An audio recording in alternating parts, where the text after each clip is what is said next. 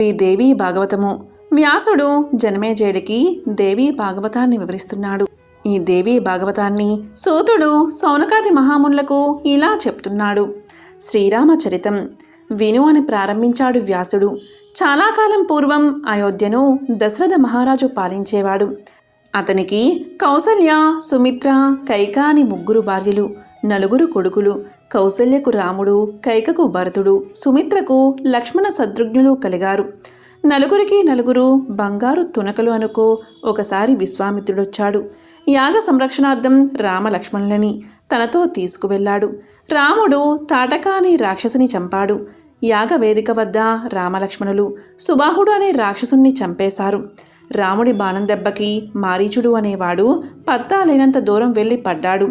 రామ భయంతో తిరిగి రాలేదు. తర్వాత విశ్వామిత్రుడితో కలిసి అన్నదమ్ములిద్దరూ మిథిలకు బయలుదేరారు. మార్గమధ్యలో రాముడు అహల్యకు శాప విమోచనం చేశాడు. మిథిలలో జానకి స్వయంవరానికి పనంగా పెట్టిన శివధనుస్సును రాముడు ఎక్కుపెట్టాడు. అతని బలానికి ఆ విల్లు విరిగిపోయింది. సీతారామ కళ్యాణం జరిగింది. సీత చెల్లెలు ఊర్మిళను లక్ష్మణుడికిచ్చి పెళ్లి చేశారు. జనకుడి తమ్ముడు కుశధ్వజుడి కూతుళ్ళైన మాండవి శృతకీర్తుల్ని భరత శత్రుఘ్నులకిచ్చి పెళ్లి చేశారు. పెద్ద కొడుకైన రాముడికి పట్టం గట్టాలి అనుకున్నాడు దశరథరాజు. కైక అడ్డుపడింది.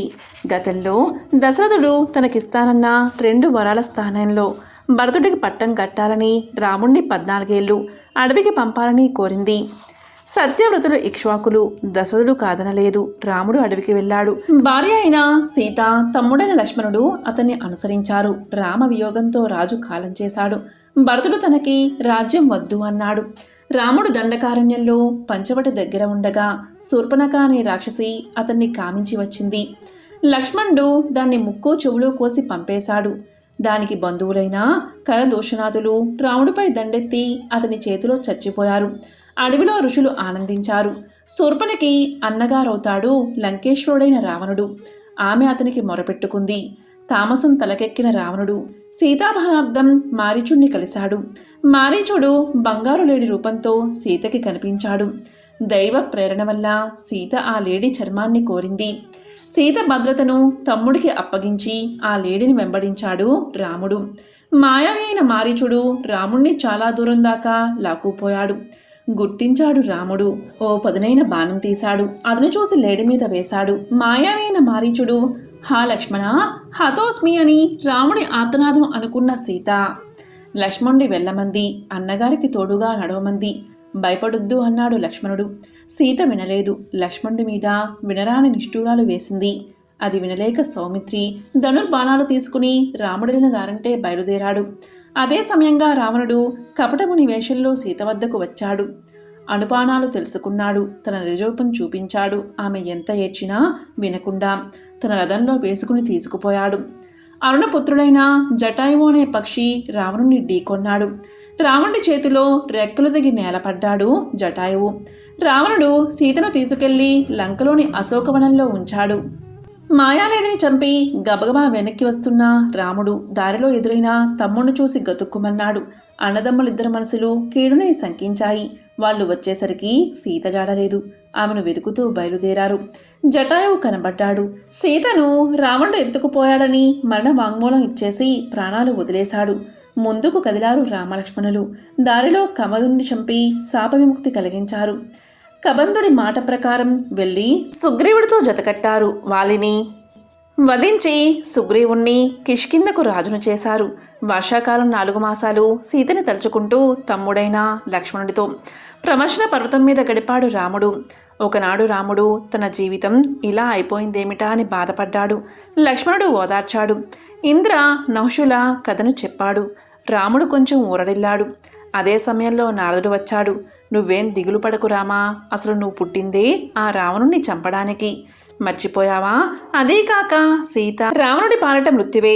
వెనుకటి జన్మలో సీత ఒక మునికన్య అడవిలో తపస్సు చేసుకుంటే రావణుడు చూసి మోహించాడు. ఆమె తిరస్కరించింది. అతను ఆమె జుట్టు పట్టుకున్నాడు. అప్పుడు ఆ మునికన్య, ఒరే మూర్ఖుడా, వచ్చే జన్మలో అయోనిజగా పుట్టి నీ మృత్యువుకు కారణమవుతాను అని శపించింది. ఆ మునికన్యే ఈ జన్మలో ఇలా సీతగా పుట్టింది. చేతులారా మృత్యువును ఎత్తుకెళ్ళి లంకలో పెట్టుకున్నాడా రావణాసురుడు. వాడు చావడం ఖాయం. సీత లంకలో ఉండి అస్తమాను నిన్నే తలుచుకుంటుంది. దేవేంద్రుడు ఆమెకి కామధేను పాలు పంపాడు. అందుచేత ఆకలి దప్పికలు లేవు. ఆమె ఆరోగ్యానికి ఏమీ భంగం లేదు. స్వయంగా నేను చూసొచ్చాను. రావణ సంహార్థం ఒక ఉపాయం చెబుతాను. నువ్వు నవరాత్రి వ్రతం చెయ్యి. ఆశ్వయుజ మాసంలో శ్రద్ధగా 9 రాత్రులు ఉపవాసము, దేవీ పూజ, జపము, హోమము చేస్తే కోరికలన్నీ సిద్ధిస్తాయి. దేవికి పశుబలి సమర్పించాలి. దశాంశం హవనం చెయ్యాలి. దశాంశ జపం చెయ్యాలి. దానితో సంపూర్ణమైన శక్తి కలుగుతుంది. తన భార్యను చంద్రుడు లేపుకుపోయినప్పుడు బృహస్పతి ఈ వ్రతమే చేసి భార్యను తిరిగి పొందాడు. వృత్తాసురుణ్ణి చంపేందుకు దేవేంద్రుడు త్రిపుర సంహారమన్నప్పుడు ఈశ్వరుడు ఈ వ్రతాన్ని ఆచరించి విజయాన్ని సాధించారు. ఎవరీ దేవి, ఏమిటా పేరు, ఆమె ప్రభావం ఎటువంటిది అని అడిగాడు రాముడు. నారదుడు ఇలా చెప్పాడు. ఆ దేవి సనాతని, ఆద్య, నిత్య, బ్రహ్మాది దేవతలకు, సకల జీవులకు ఆమె మూల కారణం. ఆవిడ శక్తి లేనిదే పిశీలకాది బ్రహ్మ పర్యంతం ఎవ్వరూ కదలలేరు. బ్రహ్మలోని సృష్టి శక్తి, విష్ణువులోని పాలనాశక్తి, శివుడిలోని సంహార శక్తి అన్నీ ఆవిడే. బ్రహ్మాదులకు పూర్వం ఏమీ లేనప్పుడే ఆమె పరమపురుషుడితో విహరించింది. నిర్గుణమూర్తి అయిన ఆమె ఆ తర్వాత సుగుణమూర్తి అయి సర్వాన్ని సృష్టించింది. బ్రహ్మ మొదలైన వాళ్ళు గుణకర్మ విభాగాన్ని బట్టి అంతూ పొంతూ లేవన్ని పేర్లు ఏర్పరిచారు ఆమెకి. అందులో ఆమె పేరు ఏదని చెప్పమంటావు? ఏ పేరు ఆమెది కాదని చెప్పమంటావు? సరే అయితే ముందు పూజా విధానం చెప్పు, ఇవాళే దేవిని పూజిస్తాను అన్నాడు రాముడు. నారదోక్త ప్రకారం సమతల ప్రదేశంలో వేదిక నిర్మించి దాని మీద దేవి విగ్రహాన్ని ప్రతిష్ఠించాడు రాముడు. దేవిని శ్రద్ధగా పూజించాడు. ఆశ్వయుజ మాసం రాగానే ఆ ప్రవశన పర్వత శిఖరం మీదనే నవరాత్రి వ్రతం ఆచరించాడు. మహా అష్టమి నాటి రాత్రి సింహాసనం మీద కూర్చుని రాముడికి దర్శనమిచ్చింది భగవతి. ఇలా అంది, నీ వ్రతం నాకు సంతోషాన్ని ఇచ్చింది. నువ్వు రాక్షస సంహారార్థమే పుట్టావు. నీకిది కొత్త కాదు. పూర్వం మత్స్యావతారం ధరించి రాక్షస వధ చేసి వేదాల్ని ఉద్ధరించావు. కూర్మావతారంలో మందరాన్ని మోసి సముద్రాన్ని చిలికించి దేవతలకి అమృతాన్ని సమకూర్చావు. వరాహ అవతారం దాల్చి భూమిని కోరలతో ఎత్తిపట్టావు. నరహరివై హిరణ్యకశ్యపుని చంపి ప్రహ్లాదుని సంరక్షించావు. వామనుడివై బలిని పాతాళానికి తొక్కావు.